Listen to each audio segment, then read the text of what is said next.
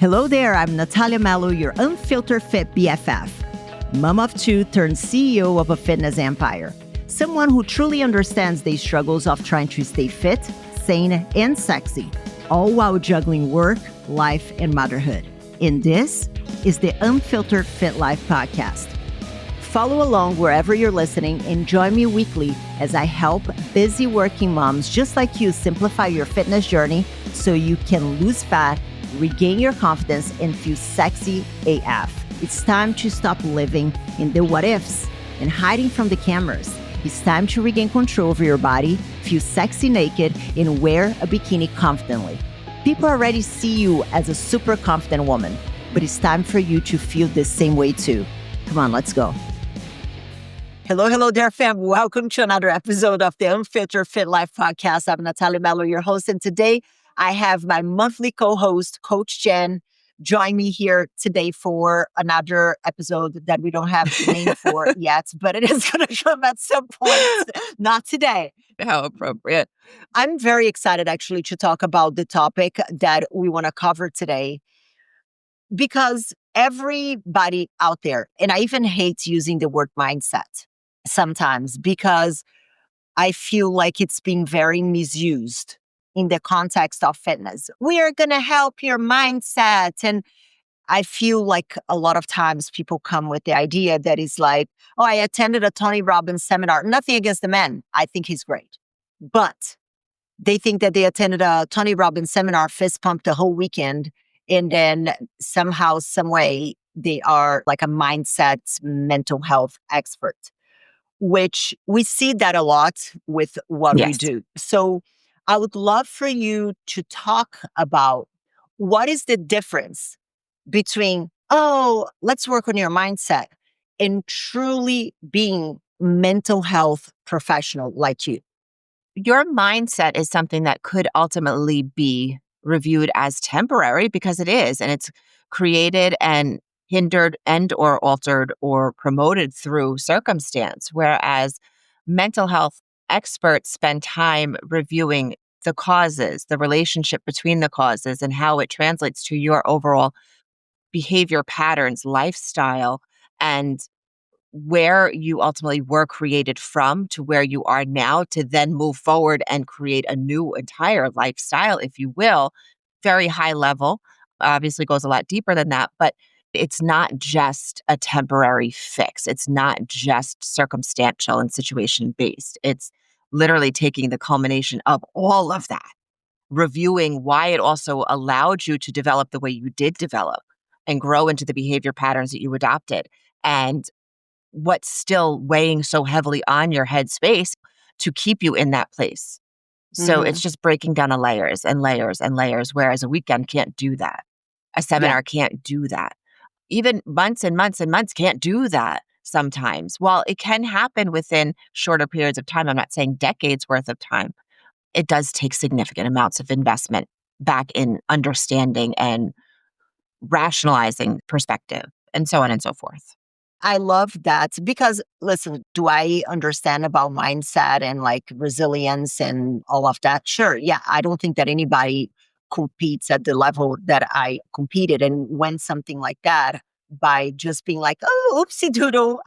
I tripped up and I want to, like, it doesn't happen. You have to have a kind of mindset. But, I had a call today with someone, and one of the things that they said, they were like, I love when you talk about your program because it is very clear that you have experts in their areas. And another thing that I see is that a lot of women, especially, don't see the correlation between even their upbringing and how their mindsets, and we're going to use mindset because it is the mostly known word to reference to what we were talking about. And we don't want to get off bougie with like different words, but y'all know what I mean. So I feel like a lot of people don't understand how the mindset gets in the way of their progress. And then they keep on trying to bang their head against the wall without addressing the deeper. Right. That a lot of times begins when they're 5. Well, if you think about it, it's your entire behavior patterns, which are all dictated by what you were programmed and or taught, which is through your upbringing, which created your behavior patterns, which are now habits. And think about it, like a smoking habit is an addiction. Habits Mhm. become addictions. And unless you're willing to do the work, the literal work and the grind and endure the withdrawal symptoms that go hand in hand with that, it's not an easy fix. And that's where a Mhm. lot of people think that there's an easy button to press for it when it's Mhm. not, because you have to break those habits. And again, there's all this understanding that it takes 21 days to create a habit and routine or 21 days to break it.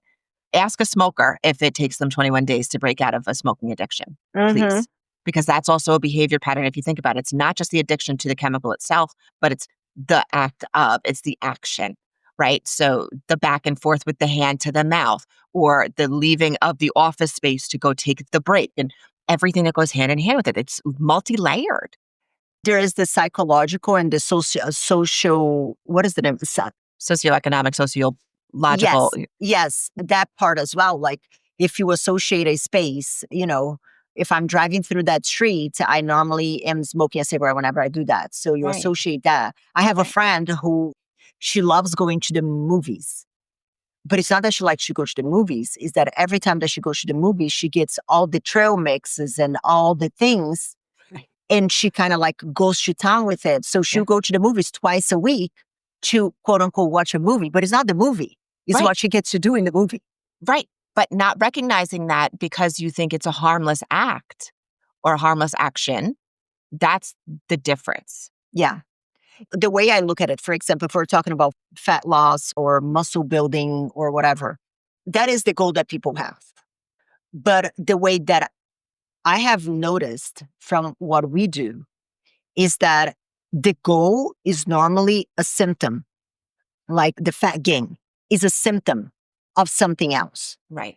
which a lot of times is the thing that lives rent free in between their 2 ears. Right. So how did they get to that place? Right? Mm-hmm. Is what you're alluding to, is how did you get to that place of needing to get to a fat loss program? Mm-hmm.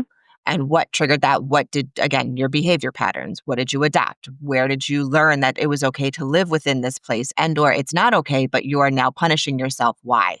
Why do people struggle to acknowledge that there is the mental health component of it? Do you think that it is truly because they don't know? Or do you think that it is because they don't put the two and two together? Why do you think that is? I think it's a combination of they don't put the two and two together because they think that they can manipulate and force their body to do what they want it to do because they've seen it in the past, probably with other behavior patterns they were taught or tried to work their way through. Or it's because it's a lot of hard work that makes them vulnerable, and they've closed the door to vulnerability, and it hurts, and it requires a lot of hard truths within themselves, Mm-hmm. taking self responsibility. They can't place the blame Mm-hmm. anymore Mm-hmm. elsewhere. So there's a lot of different, again, reasons why, and it's possibly the compounding effects of all of it.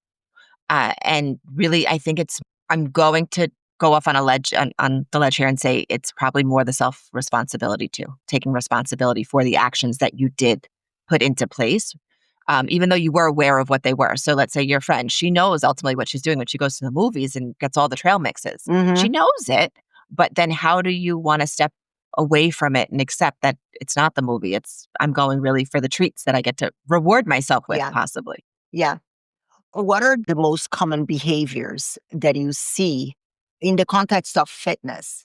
Like fitness results, fat loss, muscle gain. Like whenever I say fitness is a all encompass kind of terminology. What are the most common behaviors or things that you see people doing that negatively impact their fitness journey, that it is deep rooted on the mental health aspect, the mindset aspect? What are the things that you see the most? Remaining in relationships that probably are going to be the downfall of their personal journey. And I'm not speaking about romantic relationships or intimate relationships in that aspect. It could be how you nurture relationships with family members. It could be how you blind yourself from relationships with friends because you enjoy the actions that are taken with those friends that seem like fun. Or, there's so many, but it really does, I feel, come down to the ultimate relationships that are around, circulating around people within their journey. Or environment, which again would translate to relationships too, because we remain in an environment because of relationships. Do you think that there is also the layer of like the perfectionist mentality, the all or nothing mentality? A lot of the things that are, almost a byproduct, which we're going to get to it from upbringings, like environments in which Yeah. you are brought up. So do you think that there is also the layer of, remaining relationships? What I look at this a lot of times is, to an extent, I think a lack of self-respect for in some relationships that you have, that it kind of becomes what comes first, the egg or the chicken. If you start to honor the things that you promise yourself that you're going to do, you're going to have more self-respect because you are doing things for you. Right. But then whenever you're not doing that, you start to lose respect for yourself, and you allow other people to not respect you because you don't have that. So it kind of becomes the egg and chicken kind of situation. Absolutely. But think about it. Where did you even learn that you needed to be a quote unquote perfectionist or all or nothing type personality? Where did that come from? It's a learned behavior. Uh-huh. Who taught that to you? Or is it the polar opposite of what you all were raised in, Mm-hmm. right? Because maybe you were raised in a home to where there was none of that, Mm-hmm. and it was complete chaos, and there was no perfectionist type thought process or complete willy nilly, for lack of a better term in layman's terms, if you will. So then you adopted this as a control factor. All or nothing means control. I feel like people are self-aware enough to know the behaviors that we're going to list. I feel a lot of times they don't make the connection on how that kind of mindset and behavior patterns negatively impacts their long-term success with their fitness journey. It's funny because whenever I'm having a conversation, people are like, oh yeah, because I'm a perfectionist and blah, blah, blah. And then whenever I try to explain to them how it's possibly impacting their fitness journey, Mhm. you can almost see like their heads like, Right. because I truly believe that they don't put the two and two together. So perfectionist mentality would be one of them. All or nothing mentality would be another one. What else do you see? Type A personality, they label themselves as. Uh-huh. And when you have any sort of label, people, Mm-hmm. it really, you could label yourself anything. As soon as you do, you're Mm-hmm. now limiting your belief system. Mm-hmm. And when you embark on a journey such as your fitness journey, you're not allowing for the detours that you're going to have to take to become successful in that because you're limiting yourself. I thought of another one, not wanting to ask for help. Vulnerability. So Yeah. not wanting to be vulnerable. Either the not wanting to ask for help or being ashamed to recognize that you need help. And I think I find, obviously, we can speak a lot for women because that is the demographic we work with Right. primarily. But I find that with women, there is this like a layer of pride, especially if they've been fed in the past. It's kind of like they're like, I should know how to do this. And I'm like, well, we should know how to do a lot of things, but we don't. So how do you get past that? It comes down to very simple examples and sharing with them. Well, I should also know how to raise a kid because I'm a woman. Yeah. Any day now. Any day now. How's that working out? We'd be Any out day. here winging it. We have to sit there and think about how we transition through life. We grow through life, and we don't know what tomorrow is going to bring within our personal transitional phases. Hormonally speaking, we know that every 7 years we go through some hormonal shift. That's a scientific fact. But do we even remember ultimately when we started on the first phase of our hormonal shifts back when? 12, Mhm. 13, 14, 15. So you're going to go back and you're going to try to calculate it, but we don't know when that 7 years is coming. So we have to recognize that we don't know everything, even about our own personal selves, because we're not in the field to know. Mhm. Attorneys, you're in your field, you know your field Mhm. because you studied it for how many years to get there. Mind you, okay, so you achieved a goal, physically speaking, in the gym at 21 years old. You are now 41 years old. But did you study all of the transitions that go hand in hand with the female body over the course of 20 years to know what happens? And then there is the layer, for example, following on the piggyback there of like an attorney. Oh, but I'm very smart. And I think that that's where a lot of people let that mindset of like the vulnerability of being like, yes, I can be very smart and I can also not know how to do everything. But then we'll go on to that more. So you're very smart. You passed the bar, let's say 15 years ago. what has now transpired over the course of 15 years to change in the laws that you now have to relearn and constantly learn and constantly learn and constantly learn? Just like over the course of the 20 years that you're growing through your fitness journey, you have to constantly learn, constantly learn, constantly learn. So you'll never know. So stop boxing yourself in by saying you know everything. You should know. We all should know. Agreed. So I think that, with these examples that we've given, the perfectionist mentality, the all or nothing mentality, the type A personality, the not wanting to be vulnerable and things like that. All these people who come with this set of luggages, Mhm. we can go back to their upbringing and their patterns you're probably going to talk more about, but from just speaking with a lot of women, some of the patterns that I see is like if you come from a very chaotic upbringing, with addiction, with chaos of like constantly moving and constantly fighting, some kind of abuse, whatever abuse there Mhm. is, those women, we normally tend to see them falling in one of these categories of the perfectionist mentality or nothing type A, which is that crave for control Yep. because they have lost control. And I don't think that a lot of women make that connection. No, because they have every other piece of their life in control. They can control their day to day routine within their career. They can control ultimately inside their home with their children and or spouse or significant other partner.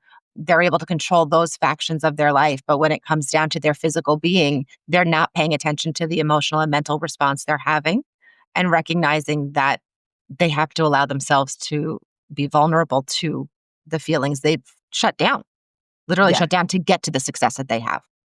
And from a fitness, health, wellness, success standpoint, why is it important to address these challenges and to open those doors and to have these conversations?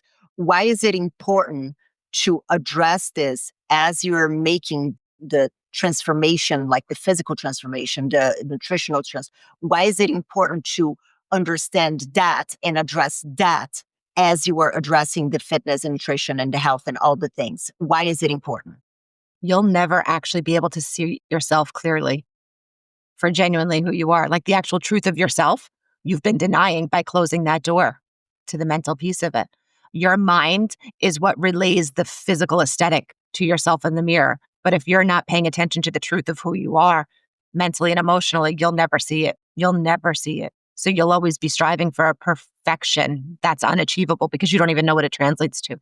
And do you remember when I said that it's a symptom? Like, so you're treating just Mhm. the symptom, you're not treating the root cause. Right. So what happens with these women that, and I'm going to talk here now in the context of fitness program because that's what we're in the business of. Like, what happens with the people that just keep on jumping from thing? Oh, this week I'm carnivore. Oh, you work, but then he didn't, and then keto. My friend said that keto is the best thing, and then he works until he doesn't. Oh, you know what? The thing that is going to completely change my life is I'm going to start doing Pilates 3 times a week, and I'm going to fast. And like they're just jumping from thing to thing that is treating the symptom. Like, what is the problem with that? They're not ultimately understanding why they even feel the need to not remain consistent with one area, modality of lifestyle in their fitness journey. I would ask, why are you jumping from one thing to the next if you're not achieving? You say you achieved a said results, let's say with the carnivore, and then the keto, though one other person was able to find amazing results for.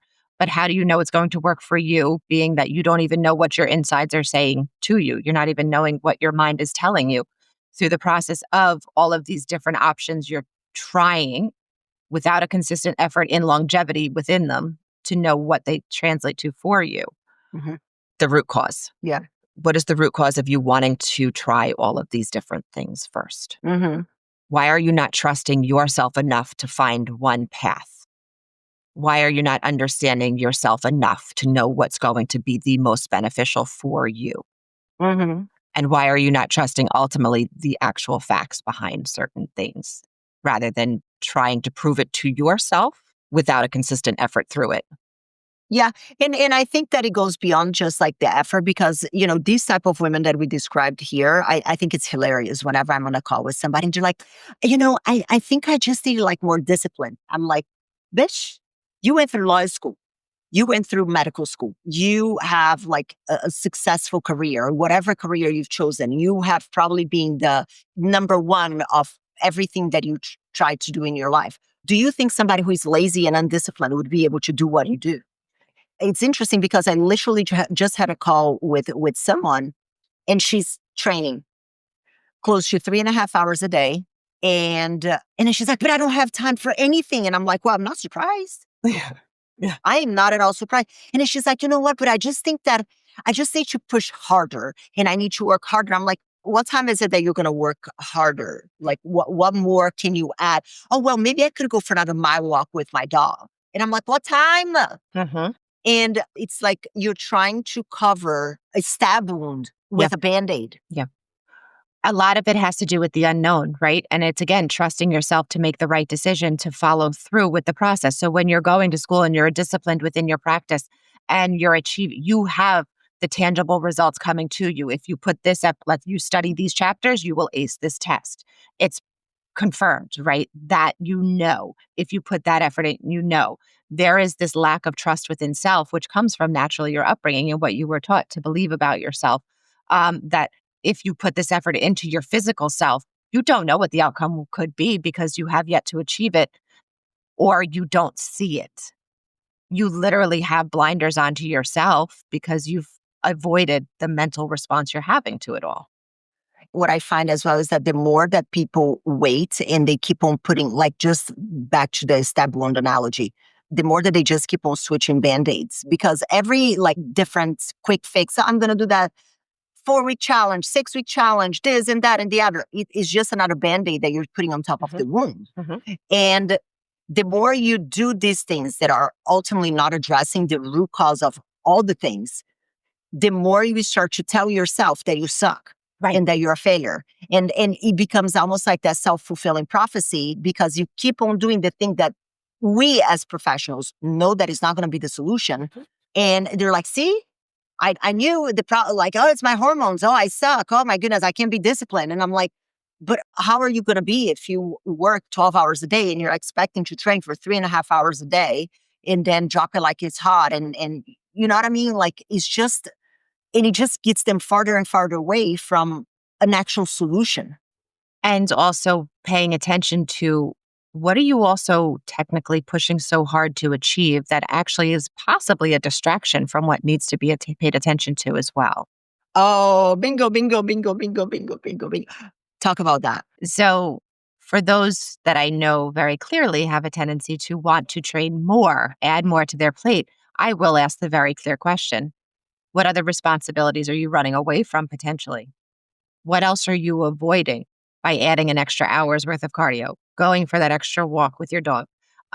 Or on the flip side, you're trying to achieve an aesthetic for what reason? Who are you trying to prove your physical aesthetic to rather than knowing who you are inside? Or do you not even know who you are inside?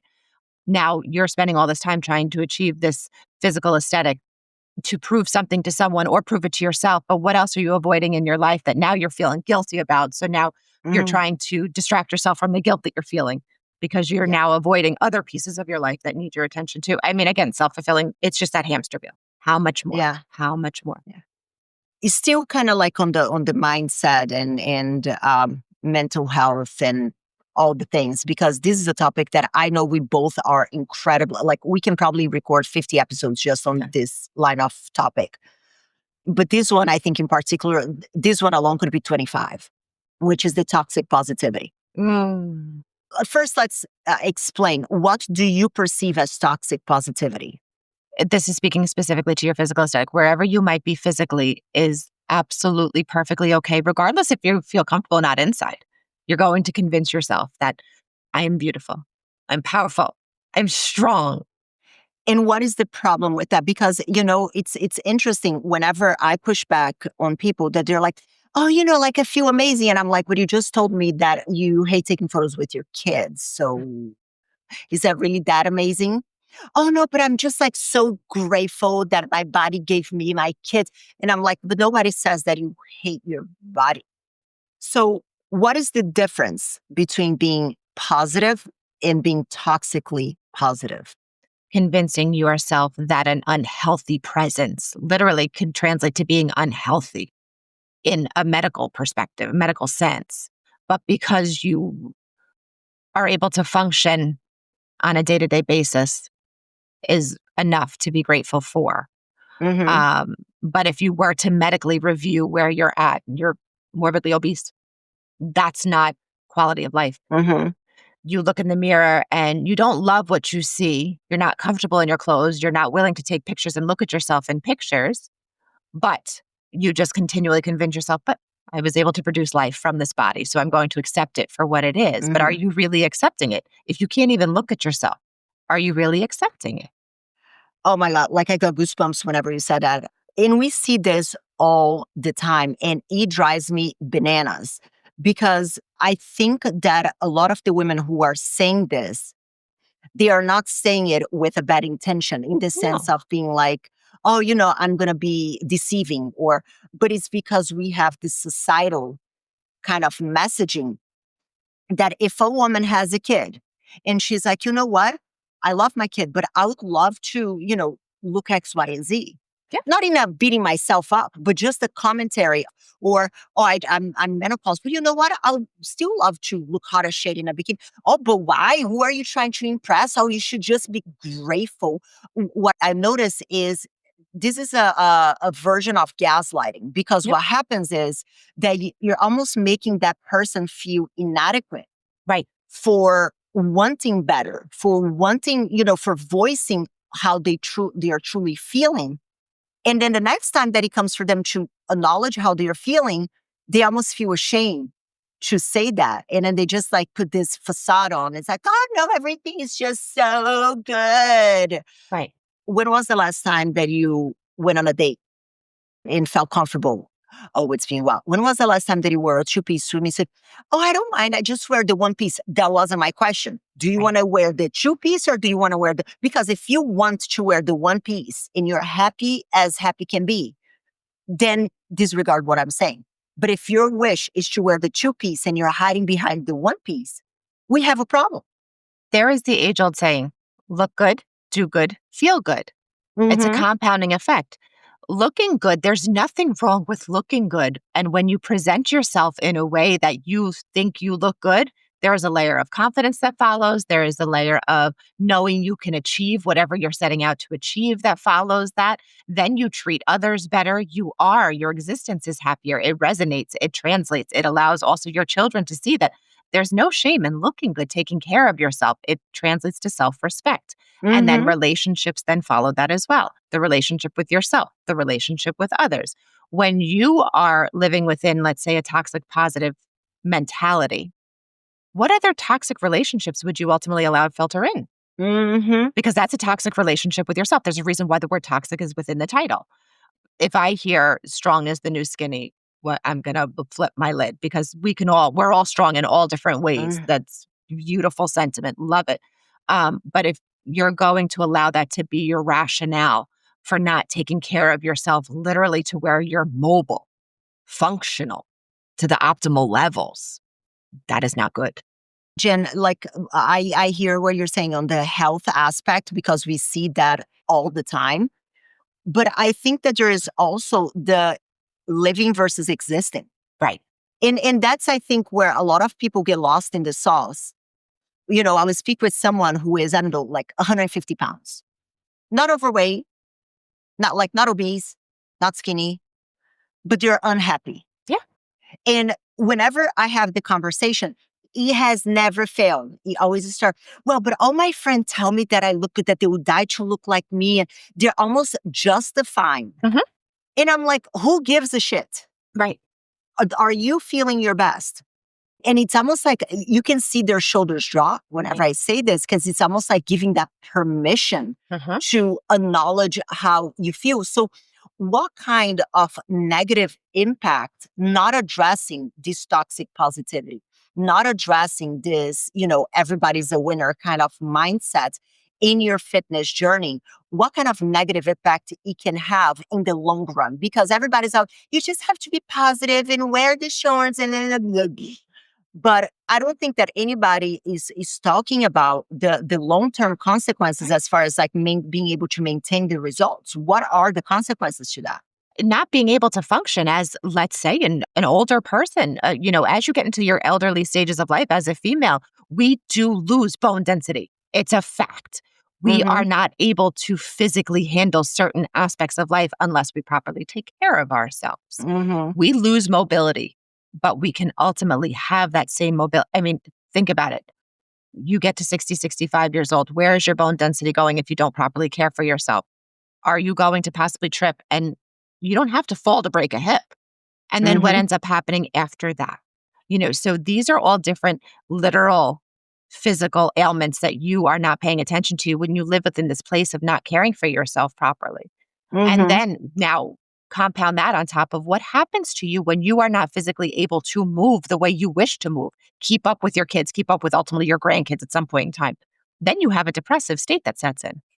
And I think that is also like that layer of like waiting for the perfect time. Like people are always, which I think it's another layer of the mental health as well. Like waiting for the perfect time, always thinking that the future and not objectively looking at where they've come from. Mhm. Like a call that I literally just had, the person has gained like 6 pounds in 7 months or something like that. And then for the past 3 weeks, she's been able to maintain. So the rationale is like, oh no, I've totally been able to maintain. And I'm like, you are consistently gaining about a pound a month. That's not Mhm. maintaining. Right. So there is this level of, oh no, I have more. Like people are always thinking that they have more time. How do you think, like almost like from a sabotage perspective, how do you think that negatively impacts their fitness journey? When you convince yourself that there's always tomorrow, you then allow a layer of ultimately laziness to filter in, and it becomes that much harder. But then when you are doing that, you're also telling yourself you're basically inadequate in some sense. So either accept where you are, which that acceptance is a lie to self. So now again, you're going to add in a dishonesty to self, a lack of trusting of self. Depression will filter into that. Then you have anxiety that filters into that. Then you have the inability to maintain relationships on top of that. I mean, I could go on and on Yeah. and on. Now, if you have children, don't get me started there. And then there is the layer of it negatively impacting the children, which we have a full podcast episode, quick summary of what the other podcast is, because I feel like a lot of times, our generation in our 40s, our parents spoke. They were like, oh, because, oh, you look a bit fat today. Oh, you look a bit skinny. And I think that the newer generation, they are not saying it, Right. but they are doing. And they're like, oh, but because I'm not saying it, there is no problem with it. The research actually says otherwise, says that it's like 50-50. Mhm. So go listen to that episode. I think it is incredibly important. So now that we talked a lot about the mindset, the mental health aspect, and the understanding the deeper layers of what makes someone who they are and their behaviors, how is it that, within the Powerhouse Academy, what are the strategies? Not necessarily the strategy, because it's going to be different to each individual, Right. because that's the customization piece of it. But what are some of the things that you see that we do differently in the Powerhouse Academy because of that mental health perspective? I have some ideas, but I would love to hear yours. Well, I know I read people's behavior patterns. I pay very close attention to behavior patterns. Mm-hmm. We are in constant touch with all of our ladies as best as we possibly can within their Mm-hmm. wanting us to be involved. Yeah. We read between the lines. We ask significant questions. We really dig deep to sit there and learn ultimately their reasons why they're doing certain things on a week to week basis, if not a day to day basis. I mean, the amount of women I speak to daily is significant to better understand ultimately why and allow them to gain perspective as to why they're doing what they are doing. Mm-hmm. And I think that in more practical sense, I think some of the things that I see, I think that some of the things that we are able to do because we have an expert, like a true, not somebody that went fist pumping with fucking Tony Robbins. Love the guy. But it's like, okay, at what point do we ask that person to stop sharing their weight? Right.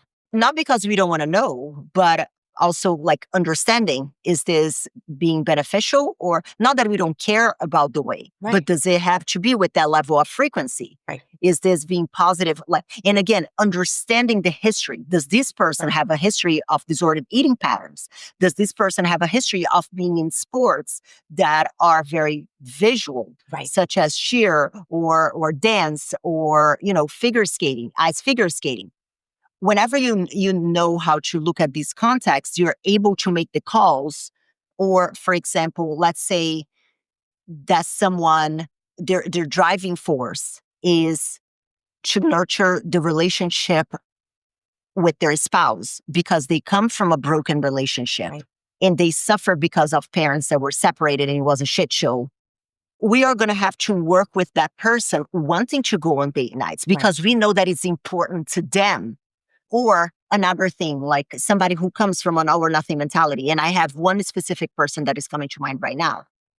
All or nothing mentality. And they go to a coach that is like, oh, you have to be sleep 10 hours every single night, avoid all stress, and is like this absolute that does not understand the internal aspect Right. of it. Right. And then that person's like, holy shit, like I have a very demanding job. I'm like an executive. My name is stress. Right. And then that person travels a lot for work. I'm not going to be able to maintain that to the level of perfection that I see. Right. So having your expertise on the mental health perspective is like, okay, how can we understand the pattern of behavior of that person, meet them where they're at, and give something that they can stay consistent with it despite of what life throws at them, so they know that it doesn't have to be all or nothing. Right. We're fluid. Everything has to be fluid. And Yeah. there are workarounds to everything. But what we do ask, though, is for everybody to be honest with us. Yeah. That's the one key element, is that you have to be honest and make sure that you remain honest throughout the process Yeah. of, right? But open minded also to understand that, yes, changes are going to have to be made. You're going to have to make an effort. But Yeah. there are unrealistic expectations also placed on certain people Yeah. from other areas. So you take somebody who works 16 hours a day and then tell them, but you got to sleep 10. Okay, well, there's only 24 hours in a day. Right. And that's the thing. Like, would we love, like, and I just had a conversation. I think I know you know who I'm talking about. And I'm like, would I love for you to have 10 hours sleep every single night? Yeah, I'd love for me to have 10 hours sleep every Hell night. It'd be yeah. amazing. But in this season is not the reality. Right. So, and that's where I think that you come in with being like, it is okay to not be pedal to the metal But to pedal, also, whatever the saying is. but also recognizing that everybody is so individual. Some people, you could tell me, go ahead, tell me to sleep 10 hours a day. See if I'm actually going to do it. My body cannot sleep more than 6, 7 hours a day. I Yeah. try. On weekends, I try. Right. So letting them understand that everybody is so very different, Yeah. because we've also trained ourselves to be a certain way to this certain point in time, that putting any sort of undue pressure on them to live up to an expectation that is unrealistic is never going to work. But then I have to learn why they are wanting to put that expectation on themselves. Why are you hoping to live up to something that doesn't make logical sense to you? When you really look to everything from a logical perspective, the entire world opens up and it's like, oh Yeah. wow, that makes sense. Yeah. And I think that as you were talking about fluidity, I think it's important to clarify that obviously we do have our systems. There are, they work, and they are in place because we've made a lot of the mistakes, and we've learned a lot over the years. But within the system, there is fluidity, because if you was just like woo, then there would be no rhyme and reason, and we wouldn't be able to replicate the success that we have. But even like some questions that we have in our check-ins: how often do you weigh yourself? That not in our check-in, but our like initial questionnaire, because that also gives us an idea of like more obsessive behavior and things like Right. that. And I don't think that people understand how these two come together, which then brings me to my next question. I think that we are in a society where a lot of people are more open to talking about their mental health. Hmm. Sure. And I love that for us. I think like I'm a big fan of counseling, big fan of counseling. But what I'm also noticing is that people are like, oh, I already have a counselor here, so I'm not going to need it in this area of the fitness, which couldn't be farther from the truth from what we see. So can you elaborate on that? Because I think that that's a big thing. People are like, oh no, but I have my counselor here. And it's not that you're trying to get there and do the job of the counselor, but I Right. feel like a lot of time counselors are not into fitness and they don't understand the importance of fitness and training and nutrition for someone's well-being, especially it's been something that they've always done. So can you talk a little bit about that, Jen? So I'm going to preface though by saying, yes, if you are seeing a therapist on a weekly, biweekly, or even monthly basis, I will ultimately need to understand that and know that because it does potentially become a conflict of interest within my personal practice. And I won't compromise, of course, my licensing. However, with that being said, and I speak very confidently behind this statement that yes, everybody has a niche that they fall into when it comes to counseling and or therapy. And there are therapists that focus solely on manic depression or addiction and or eating disorders, disordered eating habits. And so there are niche based counselors. But when you do have not just the clinical training within the fitness industry, but also then the personal understanding for over the course of decades to understand how fitness and mental health to actually intertwine Yeah, they perpendicularly. coexist. Right. It's a necessity to have that knowing that maybe your current therapist may not have the full understanding of what you really need when it comes to your overall fitness journey. Yeah. But there can be definitely connections and allow us to work connectively with them, allow us to be in a know in a awareness of what they're sharing with you. I will never contradict it. Mm-hmm. I will never challenge them in a way to have you second guess your choices because that's a trust that you've built. Yeah, I think that an analogy that I would do is like, for example, we will never work. Like if I speak on the phone with somebody and they're like, oh, I have a coach, like, or I have a trainer in the gym. I will not, unless you are ready to be done with that trainer, because it becomes too many cooks in the kitchen because Right. they are ultimately addressing the same thing. However, for example, we've had a professional golfer that we worked with. Yep. Let's say that said professional golfer had a golf coach Right. for the way that she moves and things like that. There is no conflict. Right. And Right. like I would never tell that person, oh no, ditch that coach because it's a conflict. No, because there is a very high level of specificity to what that coach is doing. And then for us, that is more like functionality and body composition, Right. that in more lifestyle change. And then with all the pillars that we work with. And I think that that's the same thing with the counseling aspect, because a lot of times, let's say that that person comes from a home where there was abuse, for Right. example. I mean, you need to address the abuse, Absolutely. but you cannot expect that person to stop exercising until the abuse situation is addressed. And Right. then we're going to talk about exercise because then the math doesn't math. Right. But having a counselor that is going to know how the mind works for someone that comes from an abusive background and knowing how to navigate, how to give feedback on the check-ins, how to best, like see tendencies on the eating, on the extreme behaviors, the perfectionist mentality. It's not impacting the other one. It's Right. working together. In tandem, absolutely. But there are those who ultimately say that it's too much pressure, too much stress on their patient to add these layers of self care. But self care is a necessity.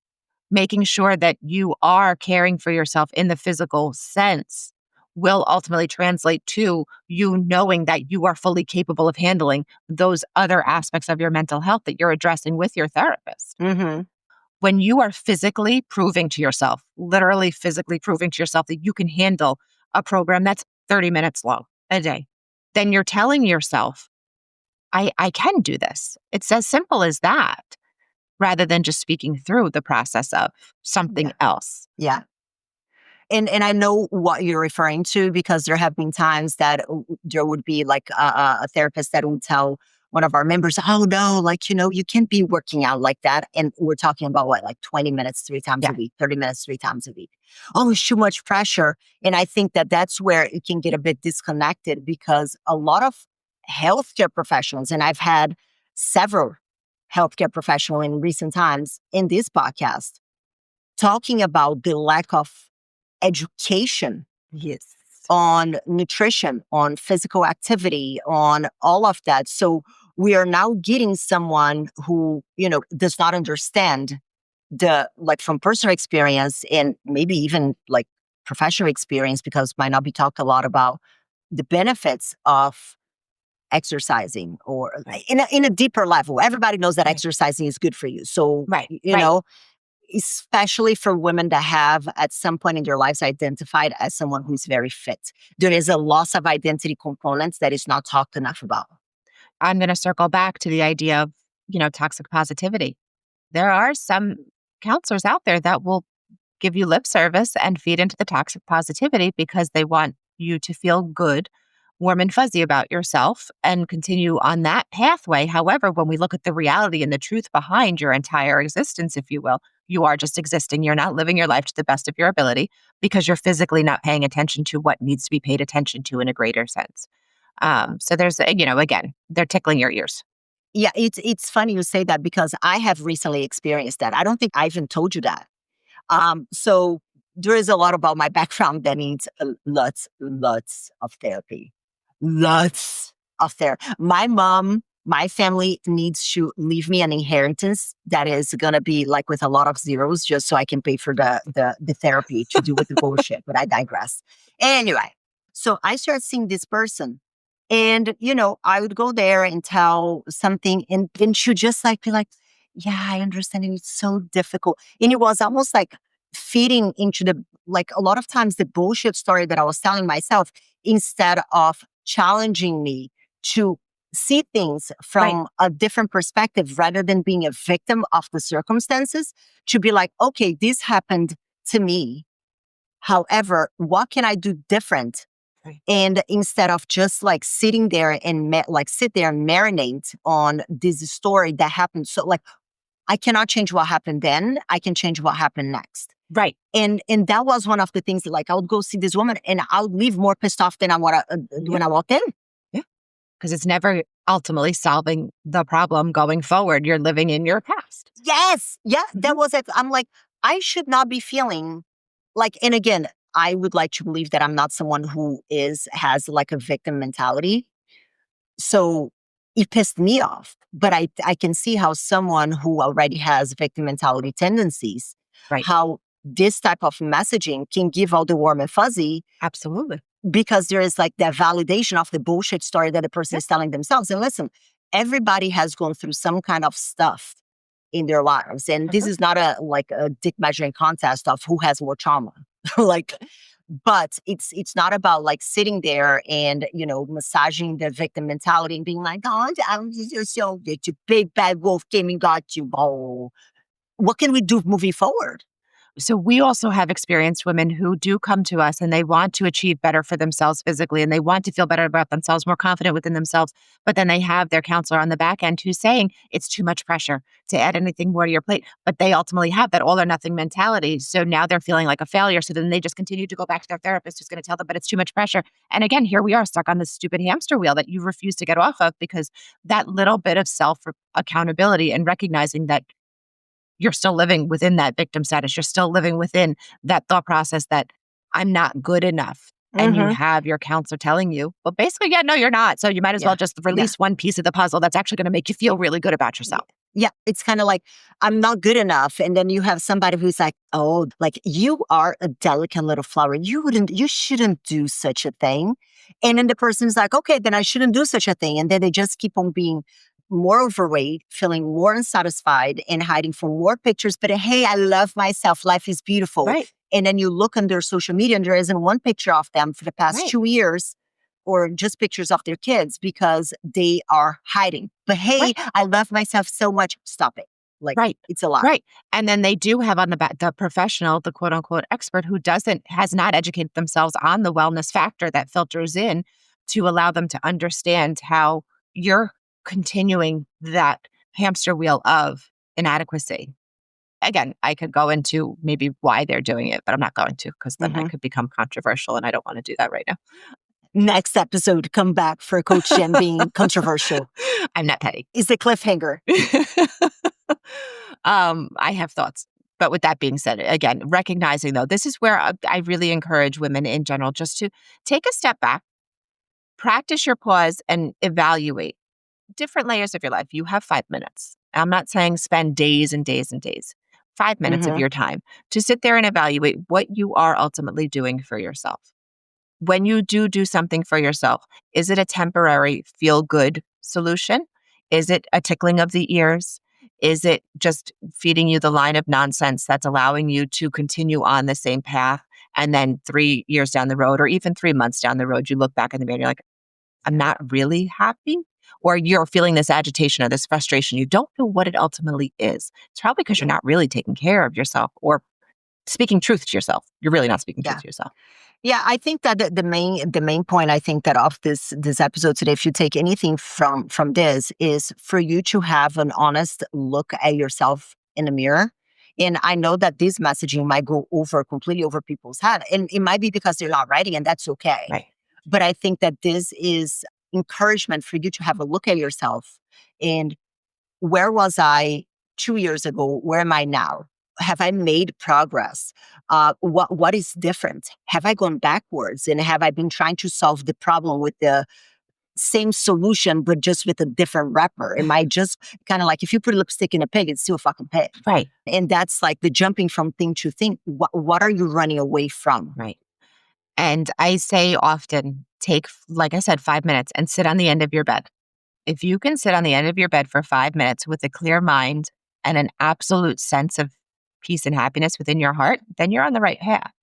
But if you find yourself jumping around, feeling antsy inside, literally 5 minutes, set a timer. Something's amiss.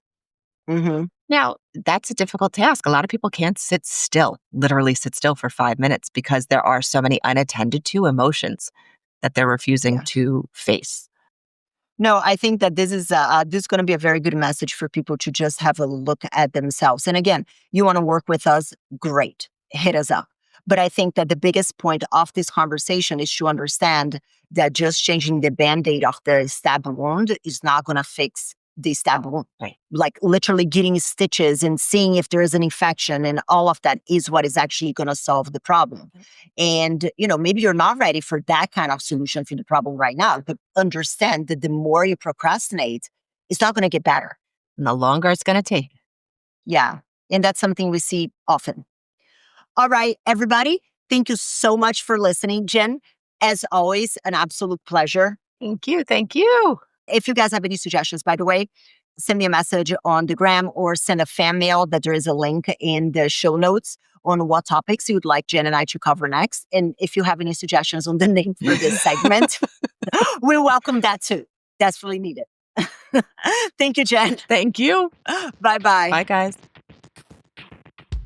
Thank you so much for tuning in this week. But let me ask you, what was your aha moment in today's episode? I would love to know. You can leave me a comment at the link in the show description. You can also follow me on social media, Instagram. Links are down below as well. And let me know what topics you want to hear more about or who I should have on the show. This is it for today, guys. I'll see you back next week for another episode of the Unfiltered Fit Life podcast.